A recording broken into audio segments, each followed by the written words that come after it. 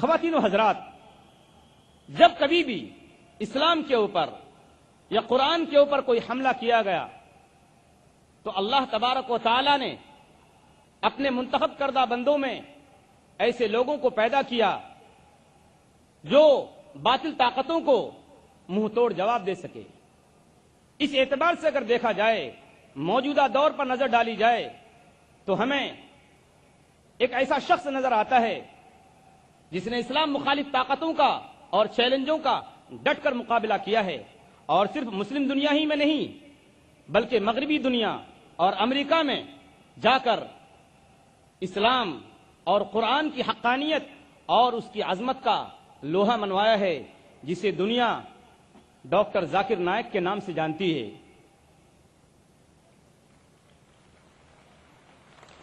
آج اس عظیم اسکالر، اس عظیم داعی اسلام اور اس عظیم مبلغ دین کو ہمیں بلاتے ہوئے خوشی محسوس ہو رہی ہے، اور ہم بجا طور پر کہہ سکتے ہیں کہ اللہ تبارک و تعالی جب کبھی بھی باطل سر اٹھاتا ہے تو اس کا سر کچلنے کے لیے اللہ تبارک و تعالی اہل حق میں سے کسی کو کھڑا کرتا ہے، کیونکہ اللہ کا فرمان ہے بل نقذف بالحق علی الباطل فیدمغه فاذا هو زاهق۔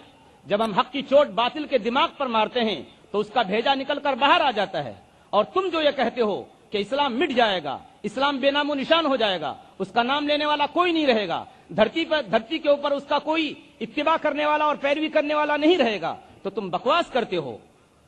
اللہ نے وعدہ کیا ہے کہ اللہ تبارک و تعالیٰ اس دین کو، دین اسلام کو ہر پکے اور کچے گھر میں داخل کر کے رہے گا۔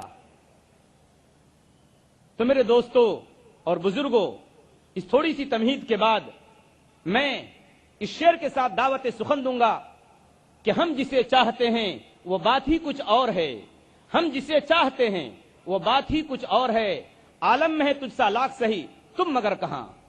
میں دعوت سخن دیتا ہوں ڈاکٹر ذاکر نائک صاحب کو کہ تشریف لائیں اور اسلام سے متعلق غیر مسلموں کے شبہات اس عنوان پر اپنے خیالات کا اظہار فرمائیں۔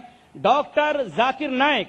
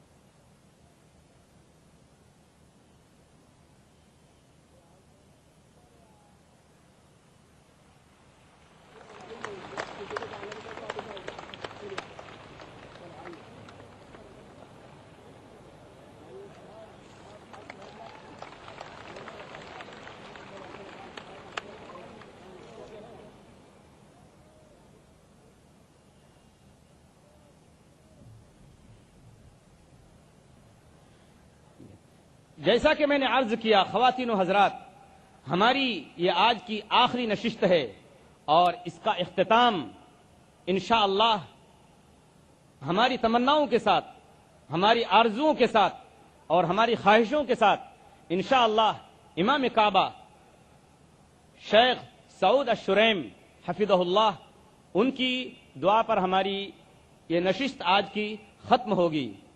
مجھے امید نہیں، یقین ہے کہ آپ سب حضرات صبر و سکون کے ساتھ دعا کے بعد یہاں سے تشریف لے کر جائیں گے۔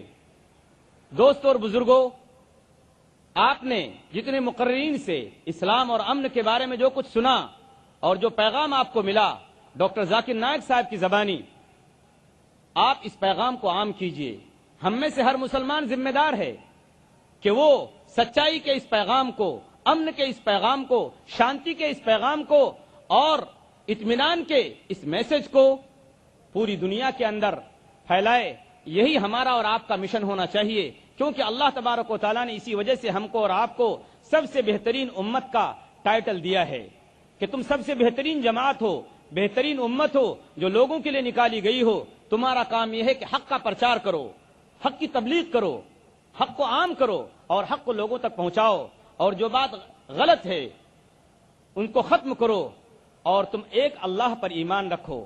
اس لیے ہم میں سے ہر شخص کی، ہر مسلمان مرد کی، ہر مسلمان عورت کی، ہر مسلمان بھائی اور ہر مسلمان بہن کی یہ دینی ذمہ داری ہے کہ وہ امن کے اس پیغام کو، امن کے اس میسج کو دنیا والوں تک پہنچائے، اپنے رشتہ داروں میں، اپنے بھائیوں میں، اپنے غیر مسلم پڑوسیوں میں، اور حتیٰ کہ زمین کے اوپر تمام جگہوں پر ہم کو پھیل کر امن کا یہ پیغام عام کرنے کی کوشش کرنی چاہیے۔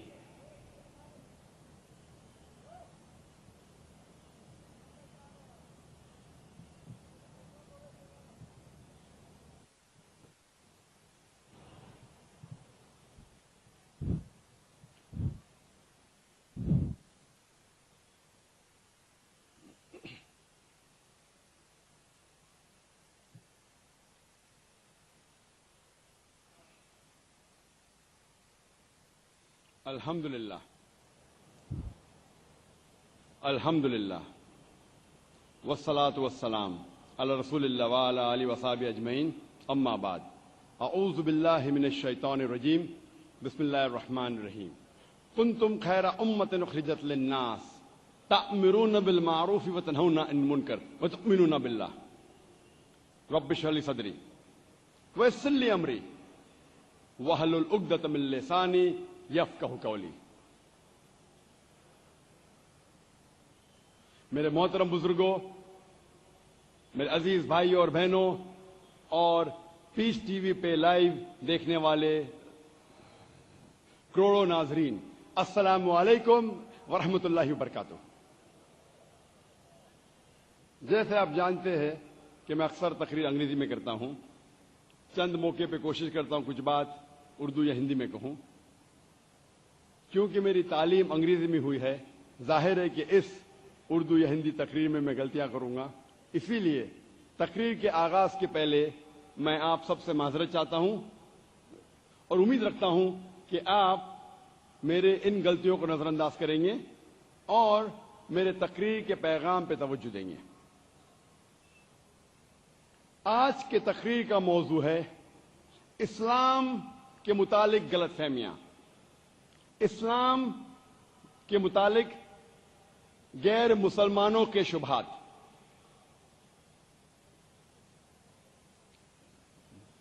میں نے میرے تقریر کے شروع میں قرآن مجید کے چند آیتوں کی تلاوت کی، سورہ ال عمران سے، سورہ نمبر 3 آیت نمبر 110 میں، جہاں اللہ سبحانہ تعالیٰ فرماتے کنتم خیر امۃ اخرجت للناس۔ اللہ تعالیٰ کہہ رہے ہیں ہم مسلمانوں سے کہ تم سارے انسانوں میں سب سے بہترین امہ ہیں۔ اللہ سبحانہ و تعالیٰ کہہ رہے ہیں کہ ہم مسلمان سارے انسانوں میں، سارے جہاں میں سب سے بہترین امہ ہیں۔ کنتم خیر امۃ اخرجت للناس تأمرون بالمعروف وتنہون عن المنکر۔ کیوں؟ کیونکہ ہم لوگوں کو اچھائی کی طرف بلاتے ہیں اور برائی سے روکتے ہیں اور اللہ پہ ایمان رکھتے ہیں، وتؤمنون باللہ۔ اللہ سبحانہ و تعالی ہمیں اتنا اونچا درجہ دے رہے ہیں کیونکہ ہمارا فرض ہے کہ ہم لوگوں کو اچھائی کی طرف بلائیں اور برائی سے روکیں اور اللہ پہ ایمان رکھیں۔ اگر ہم لوگوں کو اچھائی کی طرف نہیں بلائیں گے اور برائی سے نہیں روکیں گے، ہم خیرہ امہ کہلانے کے لائق نہیں ہیں، ہم مسلمان کہلانے کے لائق نہیں ہیں۔ ہر مسلمان کا فرض ہے کہ وہ اسلام کی باتیں ان لوگوں کو بتلائے جو اس کے بارے میں علم نہیں رکھتے۔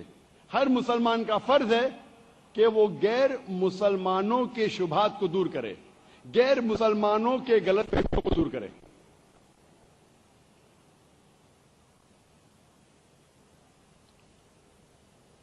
जब मुसलमान गैर मुस्लिमों से इस्लाम के बारे में प्रचार करते हैं या इस्लाम की दावत देते हैं, अक्सर वो इस्लाम की अच्छाइयां बयान करते हैं।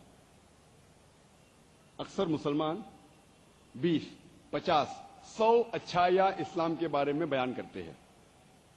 अगर हम मान भी ले कि वो गैर मुस्लिम इन 50 या 100 अच्छाइयों को कबूल करता है, फिर भी उसके दिमाग के पीछे कुछ बातें खटकती है। वो मुसलमान कहता है, हो सकता है कि ये 50 या 100 चीजें इस्लाम में अच्छा है, ये अच्छाइयां इस्लाम में हैं, लेकिन तुम वही मुसलमान हैं जो टेररिस्ट है। तुम वही मुसलमान है जो फंडामेंटलिस्ट है।